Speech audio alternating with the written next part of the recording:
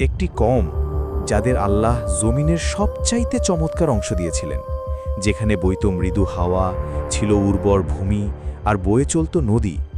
তাদের পথ দেখানোর জন্য ছিলেন একজন নবী, হযরত নূহ আলাইহিসসালাম। কিন্তু ভাবুন তো, 10 বছর নয়, 50 বছর নয়, পুরো 950 বছর ধরে একজন ব্যক্তি একই বার্তা একটি জাতিকে বুঝিয়ে গেলেন, শুধু আল্লাহর ইবাদত করো, অন্যথায় আযাব আসবে। আর জবাবে জুটল ঠাট্টা, বিদ্রূপ আর শত্রুতা। নূহ, এখান থেকে চলে যাও, আমরা কোনো আল্লাহকে মানি না। তারপর একদিন আকাশ তার দরজাগুলো খুলে দিল, জমিন তার লুকিয়ে রাখা পানির ঝর্ণাগুলো ফাটিয়ে দিল, আর সব কিছু এক গভীর তুফানে ডুবে গেল। হযরত আদম আলাইহিসসালামের পর কওমে নূহ ছিল মানব ইতিহাসের সবচাইতে প্রাচীন জাতিগুলোর একটি। অধিকাংশ বর্ণনা অনুযায়ী এই লোকেরা বাবিল অর্থাৎ বর্তমান ইরাকের আশেপাশে বাস করত। সুন্দর জমি, উপচে পড়া ফসল আর পাহাড়ের মতো শক্তিশালী দীর্ঘ দেহ ছিল তাদের। আজকের মানুষের চেয়ে তারা অনেক বেশি শক্তিশালী ছিল। কিন্তু এরপর এক নতুন ফিতনা জন্ম নিল।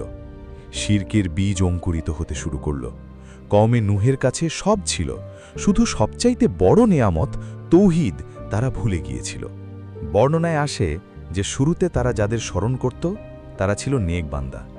লোকেরা ভাবল তাদের স্মৃতি ধরে রাখতে ছবি বা মূর্তি বানিয়ে নিই, ব্যাস, ছবি থেকে শ্রদ্ধা, শ্রদ্ধা থেকে সেজদা, আর সেজদা থেকে শিরক শুরু হয়ে গেল। তারা বলতে লাগল, হে আমাদের উপাস্য, আমাদের মুশকিল আসান করে দাও, আমাদের জীবনে শান্তি দাও। কুরআন বলে, তারা বলল, তোমরা তোমাদের উপাস্য ওদ, সুবা, ইয়াগুস, ইয়াউক এবং নাসারকে ত্যাগ করো না। এই মূর্তিগুলো পাথর হয়ে গিয়েছিল, কিন্তু তাদের হৃদয়ে পাথরের চেয়েও শক্ত হয়ে গিয়েছিল। এই কওমের প্রসঙ্গে কিছু বর্ণনায় উজ ইবনে আনুক নামক এক অদ্ভুত সত্তার উল্লেখ পাওয়া যায়। এর উল্লেখ কুরআনে নেই, কেবল কিছু প্রাচীন বর্ণনায় পাওয়া যায়। বলা হয় সে ছিল অত্যন্ত দীর্ঘদেহী এবং শক্তিশালী, এতটাই যে পাহাড়কে পা দিয়ে নাড়িয়ে দিত। মানুষের মাঝে তা নিয়ে অনেক গল্প প্রচলিত ছিল এবং সে কওমের অহংকারের প্রতীকে পরিণত হয়েছিল। এই বর্ণনা আসলে একটি শিক্ষা ছিল যে যখন কোনো জাতি অহংকারে মত্ত হয় তখন তাদের মধ্যে উজের মতো চিন্তা জন্ম নেয়। এই অন্ধকারের মধ্যেই আল্লাহ তার আলো পাঠালেন, হযরত নূহ আলাইহিসসালাম। কোরআন বলে, আর আমরা নূহকে তার কওমের কাছে পাঠিয়েছি এবং তিনি তাদের মাঝে 950 বছর অবস্থান করেছিলেন। তিনি বলতেন, আমি তোমাদের জন্য আল্লাহর পক্ষ থেকে এক স্পষ্ট সতর্ককারী, যার বার্তা তোমাদের কাছে পুরোপুরি পৌঁছে গেছে। কিন্তু লোকেরা কানে আঙুল দিত, চাদর মুড়িয়ে থাকত এবং কঠোরভাবে বলত, আমরা তোমার কথা শুনব না। যখন নূহ আলাইহিসসালাম কথা বলতেন, কিছু মানুষের চেহারায় কোমলতা আসত, কিন্তু তখনই সর্দারেরা এসে তাদের হাত ধরে টেনে নিয়ে বলত, একে ছেড়ে দাও, এ তো স্রেফ একজন মানুষ, গরিব আর দুর্বল। আল্লাহকে যদি কোনো বার্তা পাঠাতে হতো তবে কোনো ধনীর মাধ্যমেই পাঠাতেন। ভাবুন একবার, 1-2 বছর নয়, 950 বছর দাওয়াত দিয়েছেন তিনি, দিনে রাতে, গোপনে প্রকাশ্যে, নরমভাবে, শক্তভাবে। তিনি বলতেন, তওবা করো, আল্লাহ তোমাদের ওপর বৃষ্টি বর্ষণ করবেন, মাল দেবেন, সন্তান দেবেন, বাগান দেবেন এবং তোমাদের শক্তি আরও বাড়িয়ে দেবেন। কিন্তু জবাব ছিল কেবল ঠাট্টা আর শত্রুতা। অবশেষে সেই সময় এলো যখন তিনি নিশ্চিত হলেন যে এই জাতি আর কখনোই বদলাবে না। তখন নূহ আলাইহিসসালাম সেই দোয়াটি করলেন যা মানুষকে আজকেও কাঁপিয়ে দেয়, হে আমার রব, জমিনে কোনো কাফিরকে জীবিত রেখো না, তারা তোমার বান্দাদের পথ ভ্রষ্ট করবে এবং পাপিষ্ঠ ও কাফের সন্তান জন্ম দেবে। তারপর আল্লাহর নির্দেশ এলো, আমাদের নজরদারিতে কিস্তি তৈরি করো, আর জালিমদের ব্যাপারে আমার সাথে কোনো কথা বলো না। নূহ আলাইহিসসালাম নৌকা বানানো শুরু করলেন। সর্দারেরা পাশ দিয়ে যাওয়ার সময় হাসত আর বলতো, মরুভূমিতে নৌকা, পানি আসবে কোত্থেকে, পাগল হয়ে গেলে নাকি?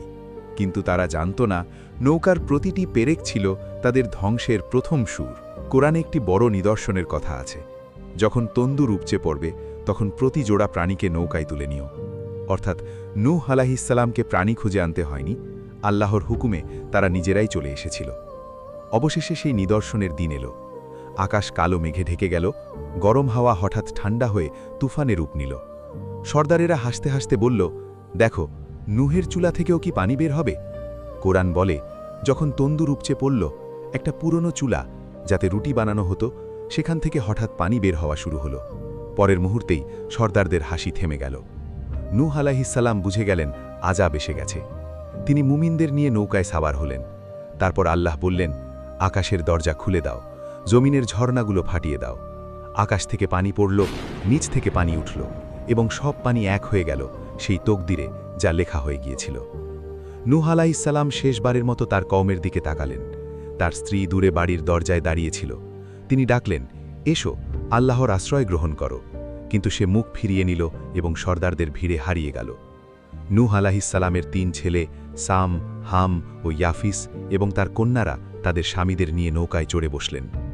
জমিন ফেটে যাচ্ছিল, ফুটন্ত পানির নদী বয়ে যাচ্ছিল, শক্তিশালী পুরুষদের পা কাঁপছিল, মানুষ নৌকার দিকে দৌড়াচ্ছিল, আমাদেরও সাথে নাও। কিন্তু আল্লাহর হুকুমে দরজা বন্ধ হয়ে গিয়েছিল। পানি পাহাড়ের মতো ঢেউয়ে রূপ নিল। এই ঢেউয়ের মাঝে তিনি তার এক সন্তানকে দেখতে পেলেন। তিনি ডাকলেন, হে আমার সন্তান, আমাদের সাথে সওয়ার হও। সে বলল, আমি পাহাড়ে চড়ে বেঁচে যাব। নূহ আলাইহিসসালাম বললেন, আজ আল্লাহর পাকড়াও থেকে কেউ বাঁচাতে পারবে না।